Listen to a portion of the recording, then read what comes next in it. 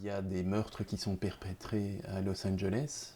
Il y a une jeune femme qui est retrouvée nue et défigurée avec un message de l'assassin qui la nomme Miss Janvier. Quelques temps plus tard, on retrouve une seconde jeune femme assassinée dans le même genre de circonstances et qui est appelée Miss Février. Et notre héroïne reçoit un courrier qui lui annonce qu'elle sera Miss Octobre. Au-delà du développement du personnage principal, il y a une enquête policière qui est liée à la recherche de cet assassin et pourquoi elle, pourquoi Miss Octobre. J'aime beaucoup les ambiances de James Ellroy. Euh, je trouve le film de LA Confidential plus réussi que celui du Dahlia Noir, mais le roman est très intéressant. Je dirais au-delà de ça, ce qui est fort touchant, c'est l'implication de James Ellroy lui-même, dont la mère a disparu, et lui a toujours fait un lien entre la disparition de sa mère et l'histoire du Dahlia Noir. Il y a certainement l'envie de retrouver ces ambiances dans Miss Octobre.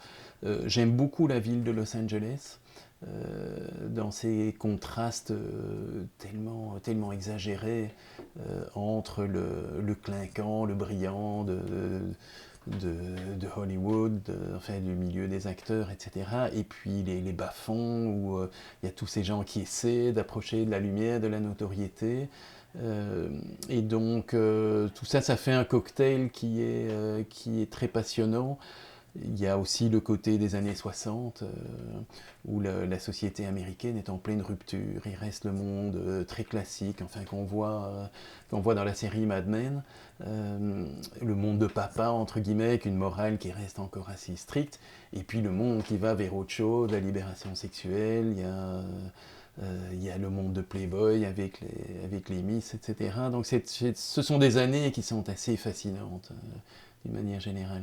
En plus, j'y ai été il n'y a pas longtemps pour un projet avec un dessinateur américain, et ce dessinateur habite dans le downtown, et donc on a eu l'opportunité de se balader, d'aller voir les bureaux de la LAPD de l'époque, et aussi les bâtiments qui ont servi pour le film Blade Runner et tout ça. Donc j'étais vraiment dans ces ambiances-là que je connaissais moins. Là, j'ai vraiment découvert, et ça contribue à ces contrastes de Los Angeles, parce que le downtown fait plus penser à New York, et est en contraste complet avec Beverly Hills et les belles villas des stars.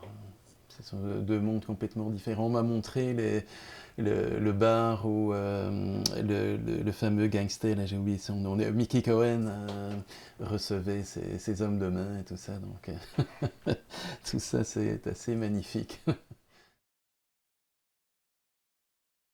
Une tendance naturelle à vouloir mettre une intrigue en place et alors partir dans le passé pour qu'on comprenne les tenants et les aboutissants, et que l'histoire nous ramène petit à petit au présent. Maintenant, je suis bien conscient que ce serait un peu lassant de construire toutes mes histoires de cette manière-là. Et j'aime ça.